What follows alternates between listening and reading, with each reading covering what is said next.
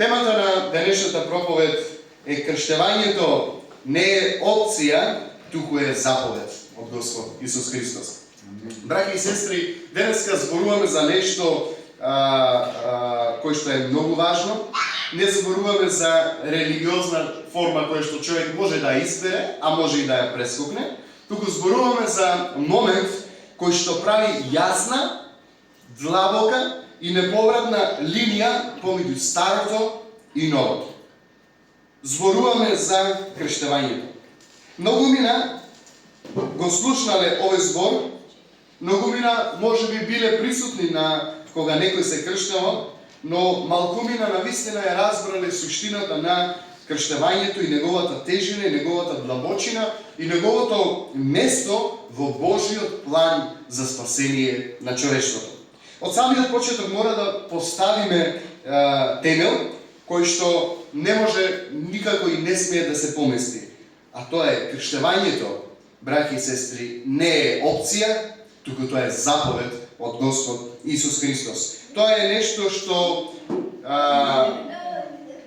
го правиш затоа што го сакаш Бог, затоа што тоа е нешто аманет кој што Христос го остави и сакаш да го исполниш тој аманет. Тоа е првиот чекор на послушност, чекор кој што потврдува дека твојата вера во Господ Исус Христос е вистинска, одлучна и доследна. И дека одлучувам да го следам Христос по секоја цена. Јавно исповедам. Пред мене Исус, зад мене светот и назад не се враќа.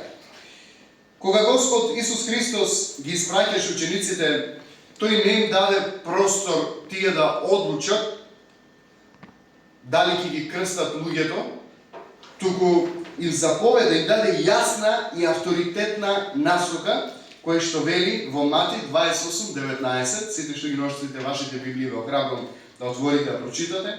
Веле, одете, научете ги сите народи, крштевајќи ги во името на Отецот, Синот и Светиот Дух. Одете, проповедете го Евангелието на сите народи, научејќи ги да прават се што сум ви заповедал и крштевајќи ги во името на Отецот, Синот и Светиот Дух. Многу јасен текст имаме на настаните. Прво, се проповеда Евангелието, го слушаш Евангелието. Второ, научејќи ги да пазат се што сум ви заповедал. Тоа значи запознавајќи ги во длабочините на значењето на Евангелието, на писмото, и потоа крштевајќи ги во името на Отецот, Синот и Светиот Дух. Значи, овие три чекори се многу важни за да еден човек навистина се нарече ученик Христов.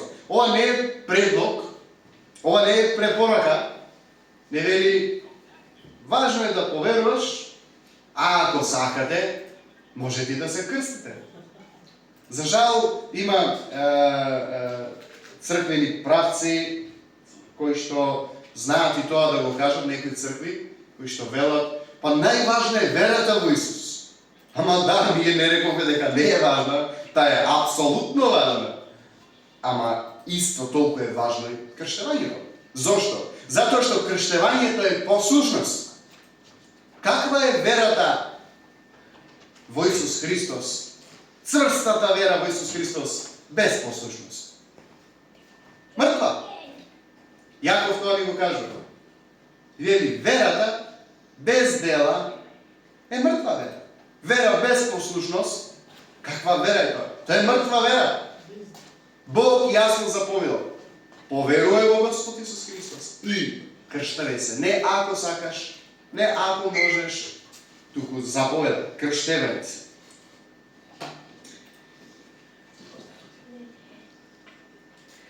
Зошто треба да се крстиме? Бог го поставил ова многу важно. Затоа што крштевањето е повеќе од само еден надворешен чин, да кажем. Тоа е објавување на припадноста. Прво, ние се крштеваме затоа што Бог заповеда. Тоа е првата причина зошто одиме да се крштеваме. Затоа што Бог ја даде таа заповед. Второ, затоа што преку крштевањето ние јавно сведочиме кому му припаѓаме. Јавно стоиме сведочиме. Јас од денес му припаѓам на мојот Господ Исус Христос. И трето, крштевањето е момент на пресек. Момент кога кажуваме доста беше веќе со стариот живот. Одлучувам стариот живот да го погребам и да воскреснам за новиот живот со Господ Исус Христос. Ова е многу важно, браќи и сестри. Се крштеваме затоа што Бог заповедал, затоа што сакаме да му бидеме послушни.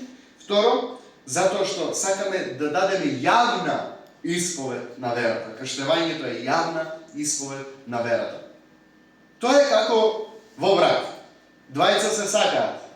Се сакаат година, се сакаат 2 години, се сакаат 3 години, 4, 5, 6, 7, 8, 9, 10 и одат заедно никако да се земат. Има проблем. Има проблем кој што не сака да се комуницира помеѓу нив двајца. Зашто ако нема проблем, зошто би живееле одделно? Ако толку многу се сакаат да бидат заедно, зошто би живееле одделно пред луѓе? Би одишле, би дале јавна исповед пред матичар. Дали ветуваш дека го земаш и во добро и во зло? Да, ветувам. Дали ти ветуваш? Да, ветувам. Ставили подпис? Назад нема више. Многу се плашат од подписот. Се плашат. Лесе не подпис, цак. Ама, тој подпис ти го менува животот. После веќе ти се менува статусот. После тоа веќе ти не си истиот. Пред тоа си самец, си имал слобода. Но од сега има слобода, ама во рамките на бракот. Ти се менува суштината на твојот живот. Многу луѓе не се спремни за тоа, затоа одат 7 години, 10 години и не сакат да стават подпис. Затоа што не се одлучи. Дали се одлучи со ова, лично сакам да ја поминам, да го поминам животот или не. Не се одлучи. Истата причина е зашто многу луѓе не сакат да се крстат. Една од причините, постоја повеќе причини. Затоа што се уште цврсто не одлучиле во нивните срца дека сакам да го следам Христос, па по цена на мојот живот. По цена на се, јас се одлучив. Пред мене Исус, зад мене светот. Ма што сака нека биде, јас назад не се веќе. Затоа е потребна одлука. Затоа луѓето не им се допаѓа кога во црквите велиме оној кој што не е крстен не може да учествува на Господовата трпеза, не може да земе причест. Зошто? Зошто ги ограничувате луѓето? Ние не ги ограничуваме луѓето. Туку ние ги разликуваме луѓето, правиме разлика помеѓу оние кои одлучиле да бидат со Христос и оние кои што се уште се валят, дали одлучиле и дали не одлучиле. Ти не можеш да земеш причест, да го земеш телото на Исус, крвта на Исус, лебот и виното, да има заедништво со Христос, а пред тоа не сакаш да ја направиш завет со Исус. Не може, Библијата не се чита, браќи и сестри, наопаку. Библијата се чита исправно, има ред. Крштевањето е првиот аманет, првиот сакрамент кој што треба да го исполниме и потоа да можеме да учествуваме на причест. Разбираме до тука? Што представува крштевањето? Крштевањето е умирање, погребување и воскресение. Апостол Павле ја отвара оваа вистина со длабочина, која што не можеме да ја негираме.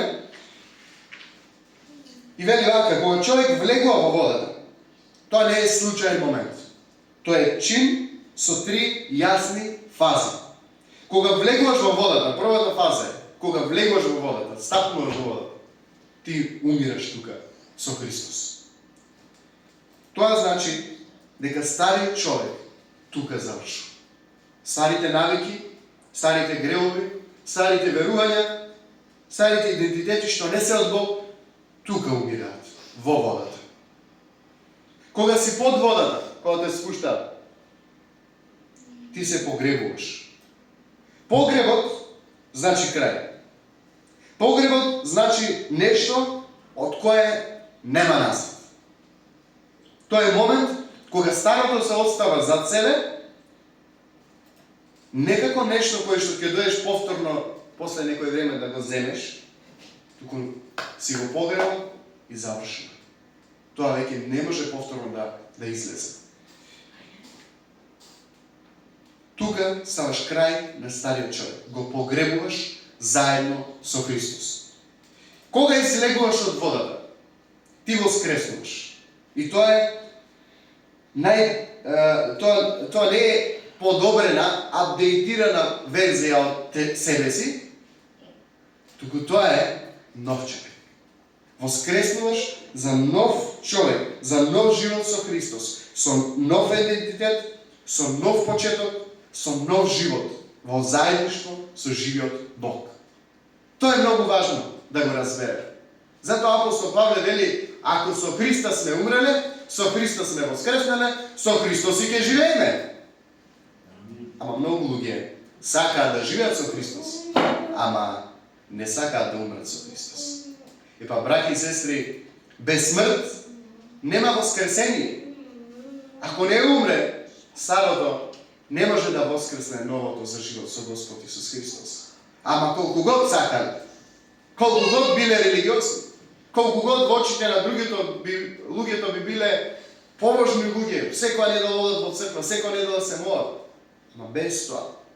Знаете, религиите се полни со илјадници работи, што да пазат, што да прават, како да не прават, како да прават.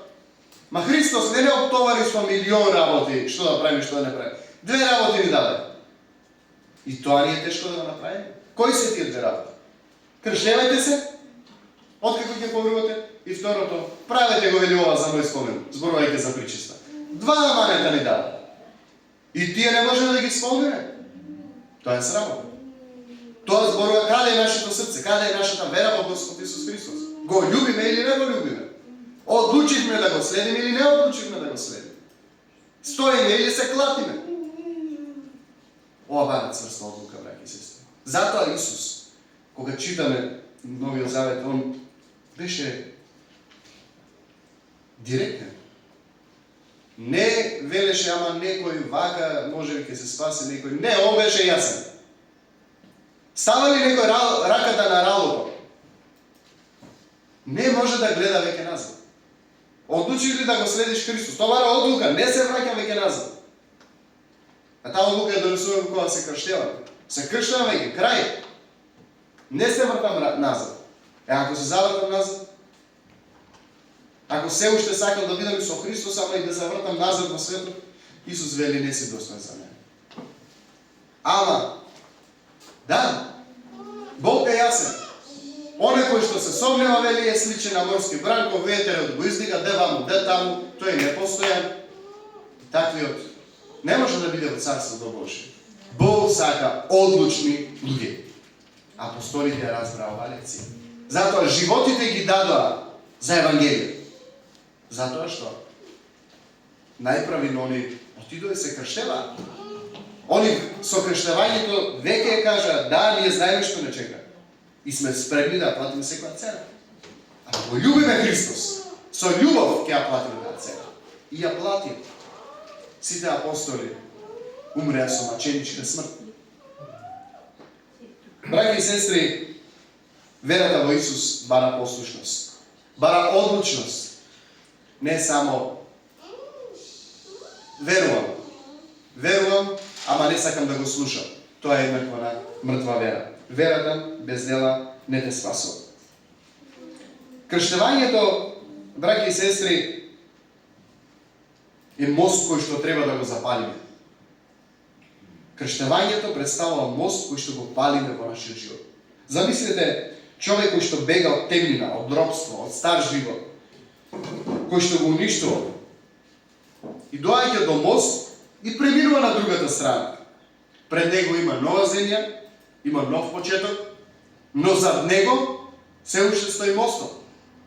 И додека стои мостот, секогаш ќе постои можност да се врати назад. И тогаш човекот донесува одлука. Ќе го запалам овој мост или ќе го оставам, нека си стои како можност да се вратам некогаш назад. Оние кои што се крштевале одлучиле да го запалат тој мост, за да не можат никогаш повеќе да се вратат назад. Крштевањето е токму тоа. Ода ви го погребувам стариот човек. Библијата го користи тој јазик, го погребувам стариот човек. Не сум сигурен колку можеме да разбереме длабочината и суштината на значењето на тоа погребение. Што се случува при тоа погребение? Се случува голема работа, кој што може би не ја разбираме, ама е длабока, е суштинска и од тој момент твојот живот ќе се смени. Само прашањето е дали донесовме цврста одлука во нашиот живот да го следиме Христос. Постојат предуслови за крштевање. Кои се предусловите за крштевање? Библијата не го представува крштевањето како автоматски чин, туку постојат јасни предуслови кој може да се крсти и кога може да се крсти. Прво, се крштеваме откако поверуваме во Господ Исус Христос. Прво е потребна вера. О, да, има Господ. И тој Господ има име, тој Исус Христос, кој што мене ме засека и умре на крстот за мене. И што е следниот чекор? Следниот чекор на реакција е затоа што јас го запознав Христос, колку многу ме сака, колку многу ме љуби, колку е лош гревот, а што Исус направи, затоа ја се каем за моите гревови. Второ е покајанието. Ако има некој нешто да каже, после може да каже. Доколку е прво покајанието, не можеш да се каеш ако не спознаеш дека има Бог. Прво спознаваме дека има Господ. Прво викаме, о да, слушаме, некој ни кажува за Евангелието. И викаме, о да, навистина, Исус е Господ. Исус умре за нас. Исус ме сака. Прво поверувам и тогаш, сега јас, значи, треба да се покајам. Не можеме прво да се покаеме, па потоа да поверуваме во Евангелието кој ни било проповедано. Има разлика. Прво поверуваме, да, има Господ, тој е Исус Христос. И јас го сакам, и јас ќе се покајам. И следниот чекор е, остануваме ли на покајанието? Не. Ај кратко да кажам што е покајанието. Покаяние не е само една молитва. Бил еден човек кој што проповедник, голем евангелизатор, седи во авион и до него седи некој човек, патник. На истото столче одма до него и го прашува човекот. Што правиш ли, што работиш? И овој му кажува дека е проповедник и му објаснува што е Евангелие и овој човек се кае и во истиот момент вика јас сакам да го примам Исус. И овој го води покајничка молитва и овој го прима Исус. И завршува молитвата и човекот му вика, каже ми, ова молитва колку трае? И овој човек му рекол, се додека си со Христос, таа молитва трае. Ако после оваа молитва твојот живот почнува да се менува, значи дека оваа молитва е вистинска. Но ако после оваа молитва твојот живот нема промена, тоа значи дека ти воопшто не си се молил искрено и таа молитва не ти важи. Истото прашање го добив и јас од еден другар, кога го водев во покајничка молитва 2011 година, истото ме праша. Заврши сето тоа, се помоли, вика, се мисли сега заврши го, јас сум спасен. Вика, добро, кажем оваа молитва, вика, колку трае, вика, треба ли после некој време пак да ја повторам? И ја му го кажат истото. Ако твојот живот од утре се менува, значи трае, тера. Се додека таа молитва вистина си е искрено кажала од срцето. Ако си ја кажала, ќе има плодови. Значи си спасен. По плодовите познава. Ако не, а од утре си тераш старата песен, значи си ја кажал како емоционален респонд. И не си ти спасен. И разбра тоа, дека со Господ не може еднаш готово сум се молил и готово Бог ме запишал, од утре си тера. Не, покаяние не е тоа. Покаяние во Стариот Завет е употребен зборот шуб.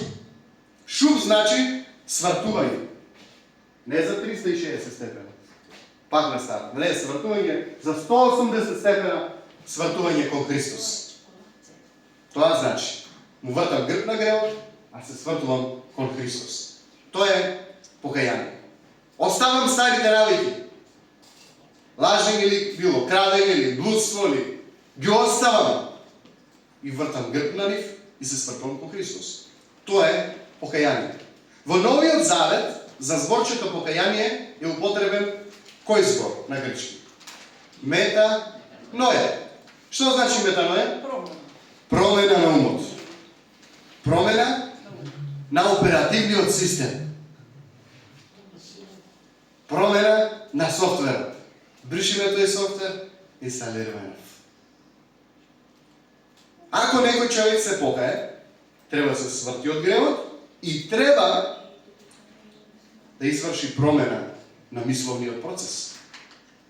Ако си слушал дека до вчера си оговарал, денеска не треба, треба да си го промениш увод, дека од денеска јас не сакам од мојот уста да излегува оговарање.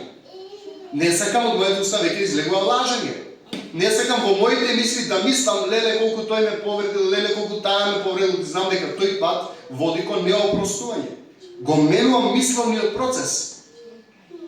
Затоа Божјото Слово вели, затоа ја оставам секоја мисла, ја бркам од мојот ум секоја мисла која што е за непослушност на Господ. А ја зграбчувам секоја мисла која што ми доаѓа за послушноста на Господ Исус Христос. Апостол Павле објаснува тоа во Римјаните. Тоа означува што треба да правиме. Бркаме секоја мисла што не е од Господ. Ја заробуваме секоја мисла што е за послушност на Господ Исус Христос. Тоа значи метаноја, тоа значи покаяние. Значи, пред да поверуваме во Господ, пред да се крштеваме, треба да поверуваме во Господ Исус Христос. Што значи вера во Господ Исус Христос? Римјани 10:9. Ако со устата исповедаш што? Што е исповедта на верата? Што треба исповедаш? Исповедаш дека Исус Христос е Господ. Добро. Првата работа е тоа. Втората работа. Во срцето што треба? Да поверуваш дека Бог го воскресна од мртвите и ќе биде спасен. Значи верувам дека Исус е Господ. Не само дека Исус е Син Божи, тоа го веруваат и јеговините сведоци. Не само дека Исус е Месија, тоа го веруваат и муслиманите. Дека Исус Христос бил и Месија, и Син Божи, и пророк, но најголемата титула која што треба да признаеш дека Исус Христос е Господ. За слава на Бог Отец. Зашто тоа го вели Светото Писмо. Исус Христос треба да исповедаш дека е Господ, тоа е исповедта на верата, и да поверуваш во твоето срце дека Исус Христос отиде на крстот да умре за твоите гревови, беше погребан, таму смртта со смрт ја плати и воскресе на трети ден за твоето оправдание. Да поверуваш дека Бог на крстот направи размена со тебе. Ги зема твоите гревови, а ти ја даде неговата праведност. Тоа е она во кое што треба генерално да поверуваме. Многу луѓе велат, јас ќе се крстам. Тоа сум сигурен дека ќе го направам, ама не сега. Одложуваат го нивните животи. Но вистината е дека одложувањето е непослушност која што се облекува како разумност. Ке се сетите во Божиот збор за таткото што праќа двајца синови. И тој вели, ќе те послушам, ама покасно. Бог така не се слуша. Бог не ти е другар, тој е Бог. Послушност во вистинско време е еднаква на послушност. Послушност во подоцно време, одложено време, еднаква на непослушност. Запамтете го тоа. Ко Бог те вика, денес треба да одлучиш во твоето срце, дека треба да му бидеш послушност. Никој не е совршено подготвен. Зошто луѓето често пати одлагаат? Една од причините, ја не сум спремен. Што значи? Библијата што ни објасна до сега? Кога еден човек е спремен за крштевање?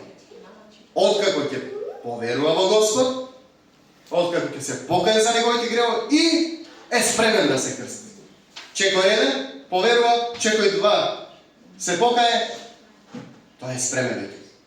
Што значи ако велиш дека не си спремен? Дека не си поверувал во Господ Исус или дека не се каеш за твоите гревови? Доколку си поверувал, доколку си се покајал, нема ништо што може да те задржи. Некои луѓе чекаат нивниот живот да се промени целосно, да станат свети и тогаш да се крстат. Па, браќи и сестри, ако беше така, зарем Бог ќе си го пратеше најмилото да умре за тебе, ако ти можеш и сам да се оправиш? Па немаше да го прати. Ќе речеше, окей, луѓето можат и ги оставам. Нека се смена.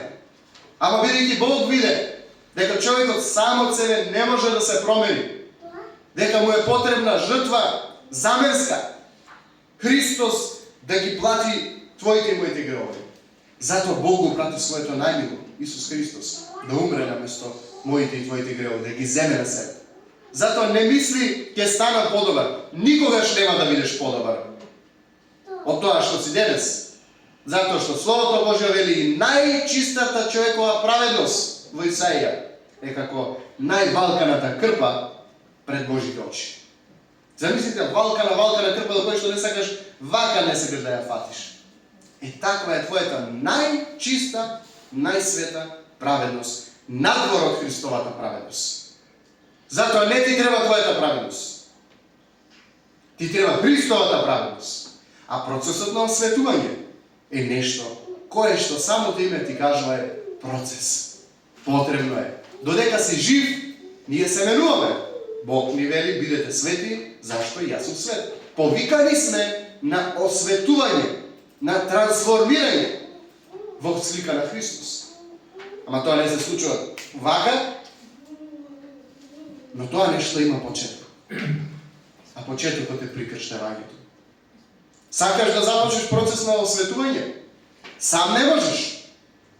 Треба да признаеш жртвата на Господ Исус Христос, да влезеш во водата, да умреш со Христос, да се погребаш со Христос.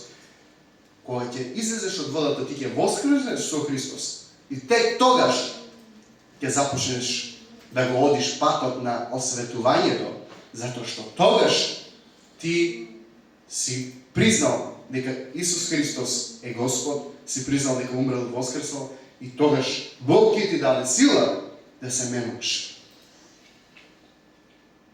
Некои луѓе велат, не сум го спознал целото Свето писмо, потребно ми е време, убаво, се да научам, се да проучам од Библијата, е тогаш ќе се крстам.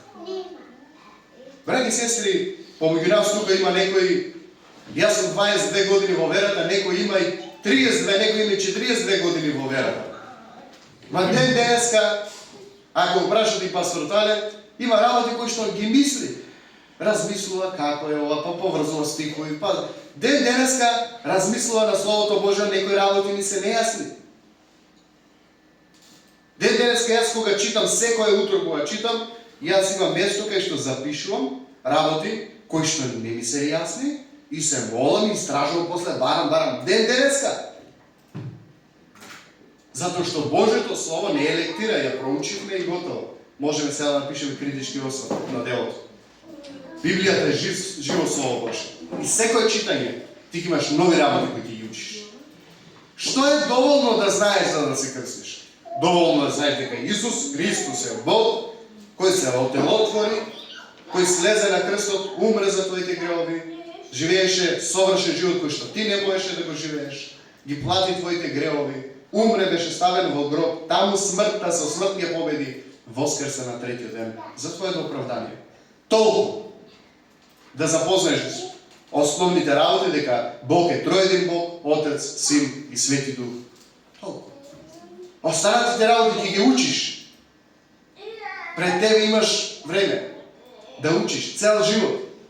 Доволно е тоа да го знаеш. Затоа не знам доволно не е изгодно.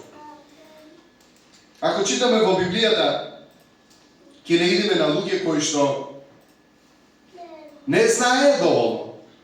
и не чекаа да спознаат доволно, веднаш се крштеваа. Витекнува на етиопјанецот кој што седи во кочија и оди и духот го зема Филип и го однесе покрај него и го прашува етиопјанецот што правиш, вели еве читам од Стариот Завет, ама некако не разбирам. Дали разбирал човекот? Не разбира. И седна Филип со него во куќијата и му објасни за спасението во Исус Христос и дека Исус дојде и дека умре и дека воскресна и дека треба, и ако поверувал, дека треба да се крсти. И колку време имаше Филип да помине со него во куќијата? Овој човек го читаше Стариот Завет, но не го разбираше Христос. Не го познаваше, не разбираше и од Стариот Завет што читал, не разбираше. Колку време одел? Саат, 2, 3, 5, па не верувам да повише. Зашто што одеа со добиток пред нив. Не може повеќе од 3 сати да оди. И видела вода, не пишува во Библијата што видела, може на патот некој гјолче врнело дожд, се собрала вода, може би некоја бара, некоја мала рекичка, долче, кој знае што виделе? Видела, вика, вода и извика етиопјанец. Еве вода, вика. Што ме спречува да се крстам? Филип вика, ајде оди. Отиде и го крштеваше, излезе со голема радост. Друга случка. Апостол Павле и Сила се во Дела апостолски 16 глава во затвор. И таму на полноќ го слават Господа, да ја скратам приказната, врзани во синџири, но го слават Бога, настана силен земјотрес, вратите се отворија и кога виде стражот на затвор дека врати отворени, ќе избега затвореници, извади меч да се убие. Павле му рече, стој, не прави си ништо, еве тука си. И овој ги зема Павле и Сила, они беа тепани цел ден, цели со крв, ги однесе дома вели, ги премачка нивните рани со масло и со вино и апостол Павле му го проповедаше Евангелието и апостол Сила на него и на целиот негов дом. Колку време проповедаше? Овие луѓе не беа христијани. Овој беше римски стражар. Тој немаше поима ни за Христос, ни за ништо. Колку време помина апостол Павле објаснувајќи му го Евангелието? Неколку сати. Вечерта помина таму и тогаш дојдел до крштевањето и овој кој што беше стражот на затворот вели уште додека беше ноќ. Го грабна семејството, Павле, знае каде има река, оди тука вика да не крстиш. И отиде и се крштеваше. Колку време помина? 10 години, 20 години да проучуваат Библија? Не, веднаш. Сите библиски примери беа такви. Поверуваш во Господ Исус Христос, го слушаш Евангелието, разбереш, се покаеш, оди крсти се. Животот е пред тебе да го проучуваш Писмото. Се согласуваш со основните начала на верата? Да, окей, ти го исполнуваш услови. Учеништвото е подоцна. Учеништвото е процес кој треба да оди цел живот додека си жив. Вечен ученик да бидеш Христов. Кога има место за повторно крштевање? Во Дела на апостолите 19 глава најдуваме на случката кога апостол Павле оди во Ефес, денешна Турција. И таму проповеда Евангелието, ама доаѓа една група кај него. И брате Павле, и ние сме христијани, и ние веруваме во Исус. Добро, вика. Вие се крстите, го примите Свети Дух? Ние не знаеме дека има Свети Дух. Па во чиј вика вие да се крстите? Вика се крстите во Јовановото крштевање. Добро, вика Павле. Ајде сега другари не крштевање. И го објасни кој е Свети Дух, и објасни Светото Тројство ги однесе и ги крштеваше. Кога си бил крстен, повеќето кои што доаѓа од православна позадина, како деца сме биле крстени како бебиња. Но тогаш ниту сме исповедале вера во Исус, ниту се знаеле кој е Исус. Ниту сме се покајале.